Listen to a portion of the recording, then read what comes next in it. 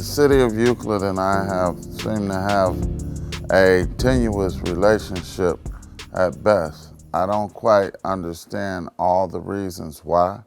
I think somewhere there's some background information that I don't know about.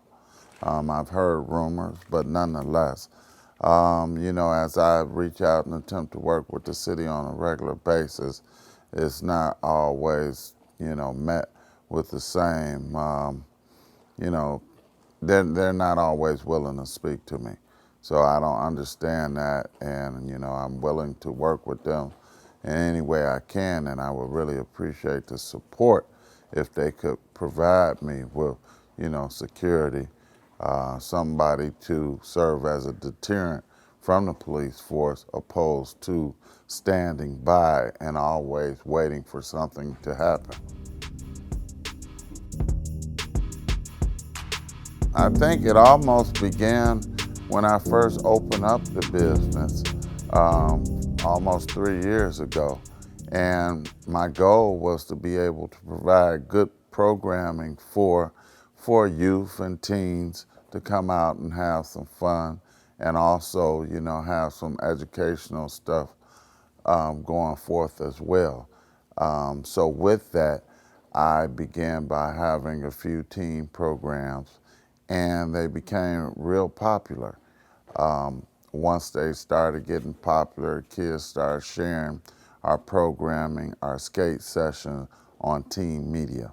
So, which brought out an influx of a crowd. And nevertheless, the teens, they began coming out on our Friday night teen skate, as well as we were having special skates like an all-night lock-in for teens as well. So with that said, we had a couple large teen events, and one, in fact, of the events was where we were almost at capacity, maybe 100 people shy, maybe almost 200 people shy at capacity. And a police officer goes out and yells to the crowd, "I don't know why you guys are standing in line," because he's only allowed to let 100 more people in. From that point, it started a little pushing and shoving. Crowd got anxious and antsy to get inside of the building. So nonetheless, a fight broke out between a couple teen young ladies.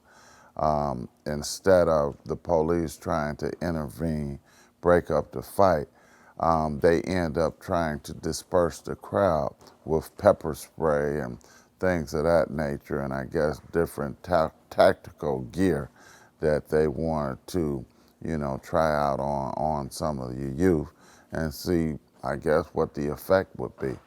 And it really turned ugly. The kids ran all over the place, back and forth. The pepper spray was in the air. Teens were seen gagging all over. And so it really became an ugly sight. And that was kind of the beginning to where we are now. So after that, I met with the city, and we came up with some resolutions, and some of them I thought were good, and I agreed with most of them. Some of them I went along to get along.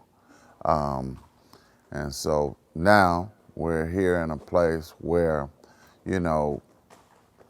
I would say 99% of our skate sessions and events and things of that nature are good. But, we do have a few skate sessions that have been bad, and there has been more teen fighting.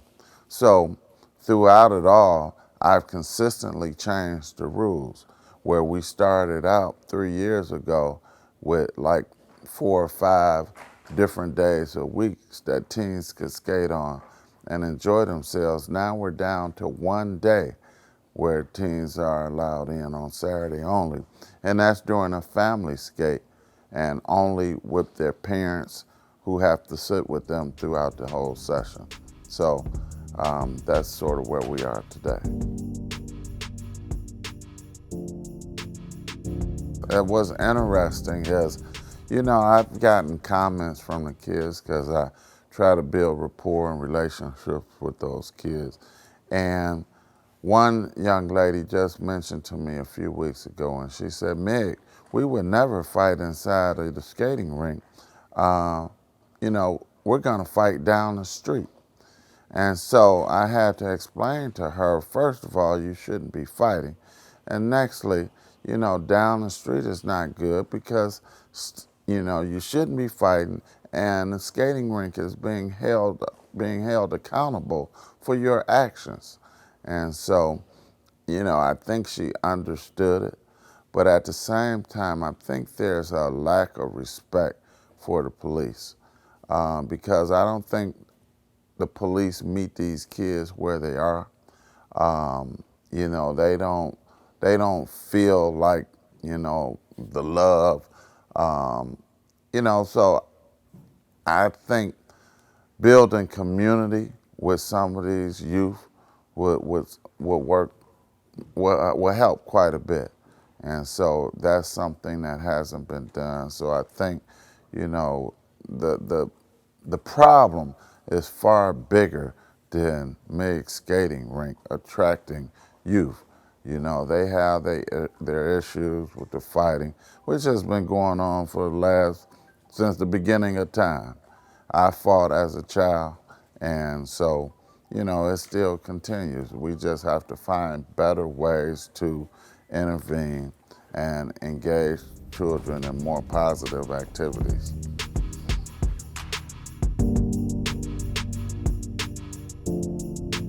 You know, we have so many good times here at the rink. Um, you know, relationships are built. There's been numerous wedding engagements here on the skate floor. I just had a couple that celebrated their 60th wedding anniversary and 90th birthday here at the skating rink. So there's excitement here at the rink. People enjoy this place. They love this place. And like they say, you know, after a long, hard day of work, they want to come to the skating rink and leave it on the wood because it makes them feel so good. It's a stress-free environment, you know. Skaters, it's a culture, it's recreation, it's socialization, it's a place where you can just let your hair down, have a good time. We're alcohol free. So, I mean, people who skate, I mean, it's a whole nother vibe that, you know, a lot of people don't even know about because they're just not in that culture. You know, if you see people who go to recreation centers and they work out and lift weights and run the treadmill and all that sort of stuff, people are no different on the skate scene. So the last thing that we think about is crime. You know, and I'm the first to say, this is a place where the playing field is level because we get people from all walks of life. I got doctors, medical doctors here. I have attorneys that come here. I have accountants. I have drug users. I have I have teachers, social workers. I mean, you name it. They come to the rink and they skate. So, you know, it's a melting pot of cultures. And, you know, I don't think it's the best kept secret any longer because now that we have social media, as roller skating has at an all-time high. You see it on TikTok, on Instagram, Facebook, in commercials, all the time now. You know, there was a time where it was a trend and a lot of people did it. You know, I don't know if you remember Bob's Big Boy, but Bob Big Boy started with roller skates on, serving people in roller skates. So nonetheless, I mean, things don't change that much. You know, we may do things a little differently, be a little technologically advanced, but you know, people are people, and we're still having fun. And this is not a hub in no way, shape, or form for crime.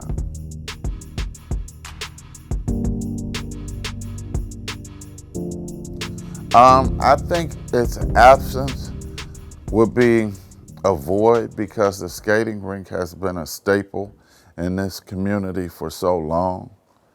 I think it adds to the city being a tourist attraction because I think little do many know, we get visitors from all around the globe on a weekly, monthly basis. Um, Last night, Thursday night, is our adult skate. I get skaters from Youngstown, Akron, Columbus, Buffalo, Ontario. Skaters are out, and they look forward to that.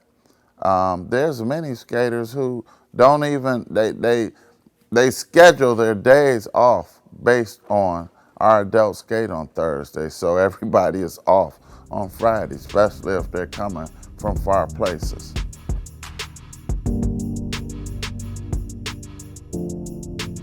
That's an interesting question because I simply don't know. What I hear is more negativity on what they're not providing for youth around the city. I used to be a homeowner in the city of Euclid, and I moved to a neighborhood where the school systems were rated higher. But nonetheless, in my choice, I want to be in an area that provides good, wholesome fun for children. You look around, most communities are made up of residential areas. That's because people have families. They need outlets for their kids. City recently tore down the YMCA. They are in the process of demolishing 3 swimming pools. The skating rink is a place that they can learn how to skate. And we provide other programming as well. So, just like learning how to play chess, we've got a program for kids to do that. It's known that good chess players typically are good math students, which makes them better in the area of STEM. And I mean, that's where technology is going. If we can't, find a way to accelerate the minds of these teenagers and youth, then, that's going to be a problem.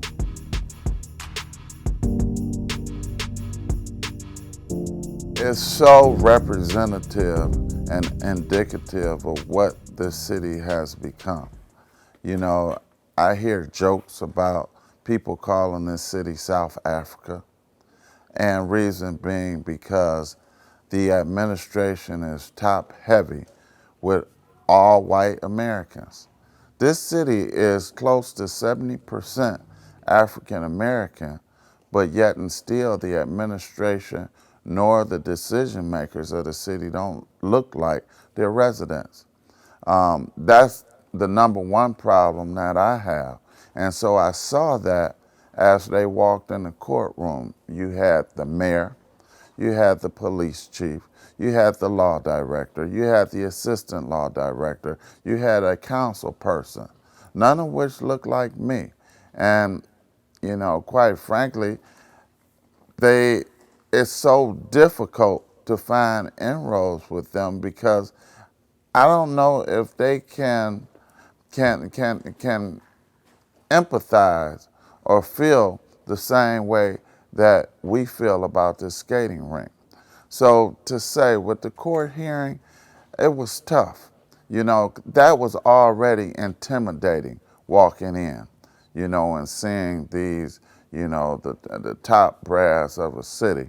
And here they are to shut my business down, which is vibrant, where people are having a good time. And so the fact that they would then, allege charges which are totally unfounded, for the most part, I admit, and I take responsibility for some of the teen fights that have occurred. Of course, I didn't start them. I didn't ask nobody to fight. I didn't condone anybody to fight. But nonetheless, they happen. So I take responsibility in the fact that me as a business owner, I have to do better of trying to alleviate those fights from happening. And so I've almost taken steps into my own hand where I've developed a policy of how we'll deal with unruly teens that act out or are inappropriate. A membership that teens must sign up for and have all their parents' information, and then they must be approved through an interviewing process to become a member of MIG's Pla-Mor. So with those things taken into account, the Wednesday courtroom session was very intimidating. And all I could do was, tell my side of the story and be truthful and hope and pray that the judge is fair and understands that they really, in my opinion, have no merit for bringing the claims against me and trying to criminalize this skating rink, because that's totally not the case. There are so many good things happening at this skating rink, and I wish that the judge could even come and visit us and be a part of what we're doing so he could understand that this rink means life to a lot of people. That 91-year-old man I talk about that comes skating every week on Tuesday, he has dementia, and this is one of the things that helps to keep him alive because he looks forward to it. And to take that away, that's life-threatening. And so, I don't know how the judge may rule. I hope that he is fair and his decision is just. So with that, I put it in the hands of the Lord and the judge and allow them to do their work. That's what they're for. Therefore, and I believe in the system, and so I hope for the best.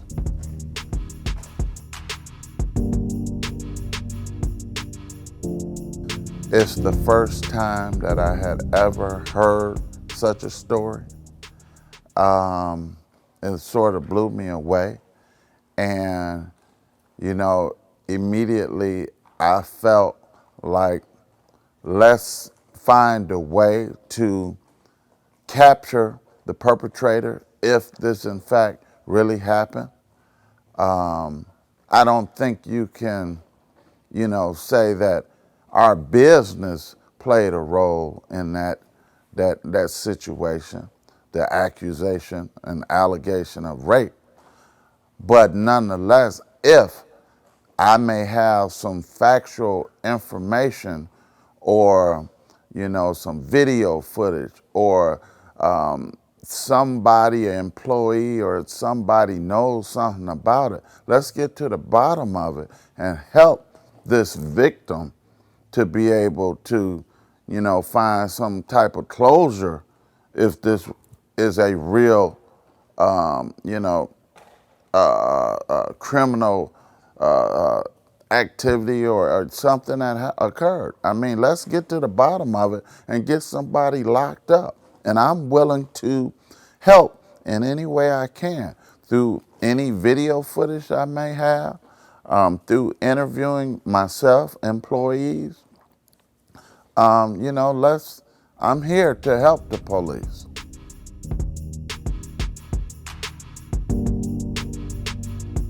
They view them with disrespect. It's unfortunate. I think in light of all of what's going on across the country with police brutality, plays a part on it. In light of the fact that some police are simply not honest, You know, they don't value human life. So I think the youth have kind of fed into that, and there's no relationship building going on with the police department that I can tell. Community policing is sort of obsolete, you know, and to say I had a proposal plan for Euclid Police that I wanted to introduce to the police long time ago, because my father is a retired police officer, and we talked about, you know, helping keep my place safe and help the community and help the police build community. We talked about having a satellite police station actually in the rink where police could come in here 24/7, you know, perhaps write their reports, have some coffee and donuts, and, you know, meet with our crowds, serve as a deterrent, and, you know, it would be a way to assist the city that would cost them either little or no money. So, you know, I think at some point the onus has to be on the police department to assist this community to become better and to reduce the crime, you know, the recidivism of criminals or, you know, people who have been incarcerated returning back to the city of Euclid. So I think, you know, they have to take responsibility in their part.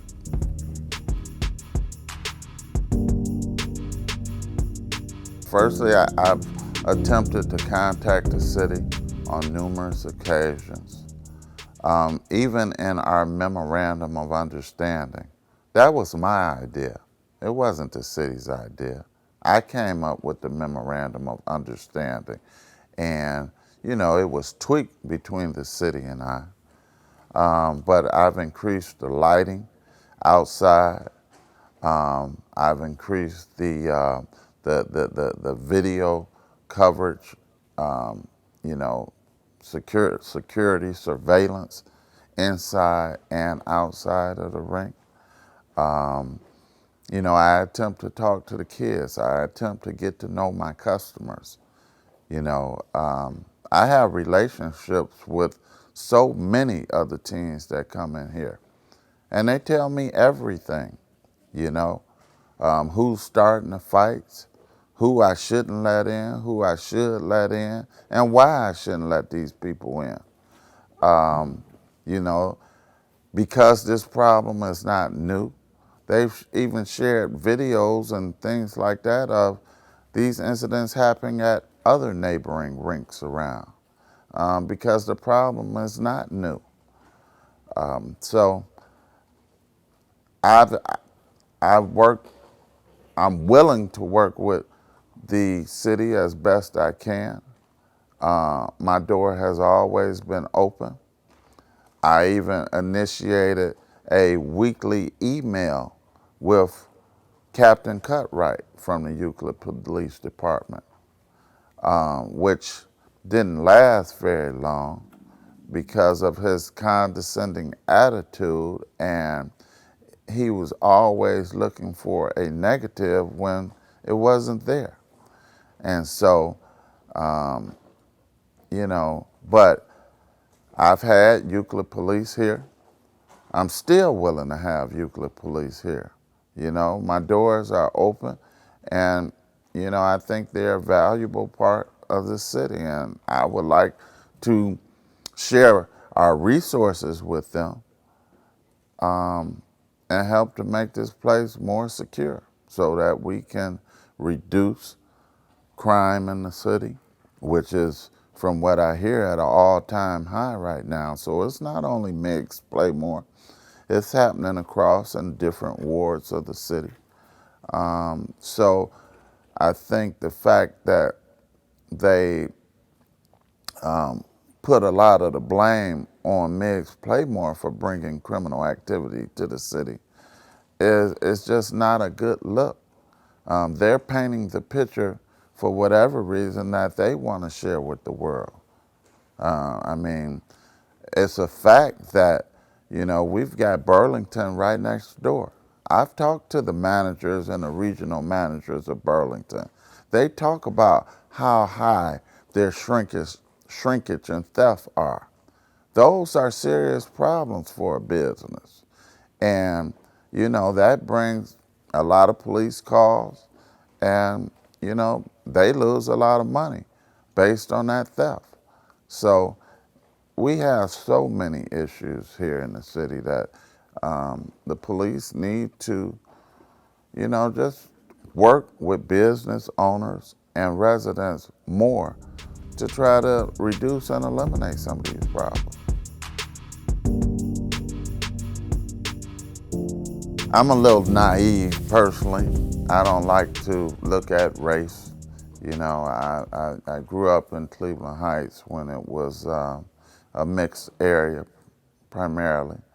And, I'm a veteran from the United States Marine Corps where everybody is green. And so I try not to feed into the black and white issue. But sometimes, it is real. And I get it. But, when there's a group of black people together, it sometimes makes whites uncomfortable. But the thing that whites don't understand is that works in reverse as well. When there's a group of whites together, I feel uncomfortable. When there's a group of blacks, sometimes it makes me feel uncomfortable as well because it is a large group. And so those are my own prejudices and biases. And it's due more to the fact of the culture that we live in. When you see a crowd that doesn't look like you, doesn't enjoy the same things as you, it's different. And a lot of people feel uncomfortable with that. So, but I think if we are gonna honestly get to the root of the problem and have some open, discussion and try to solve problems, we have to bring it out on the table. Our world is diverse. I've had I was able to live overseas. I lived in Japan. And so I just see a lot of things from a different lens. They're no different than us. They eat, sleep, and do everything that we do. So it's the same here. And I think there has to stop being a separation of the races. And people have to try to empathize with others and kind of understand their plight and where they come from if we want real solutions. We're still awaiting a ruling from the judge. I hope the judge is fair and just in his decision. Today, it's still my aim to reach out to the City of Euclid and find meaningful, good ways that we can work together to stop and reduce crime in the city.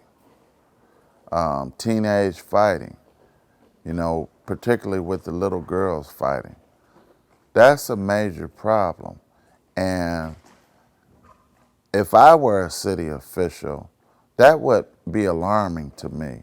And so one of the things I would do based on the fact that little girls 10, 11 years old are fighting is try to find some type of programming for girls because obviously it's needed. We're living in unprecedented times. People are living with the pandemic. trying to deal with, coming and going, and the activities are limited. So, you have to reinvent the wheel and sort of do a paradigm shift where we can't just continue to think and do as we've been doing for the last 50, 60, 100 years. We got to keep up with the times and move to be a more diverse culture, which is inclusive of everybody. And, more than anything, I think it would help if the city would really take a look in the mirror and say, hey, we don't look like or represent the diverse community that we have, and intentionally make that happen.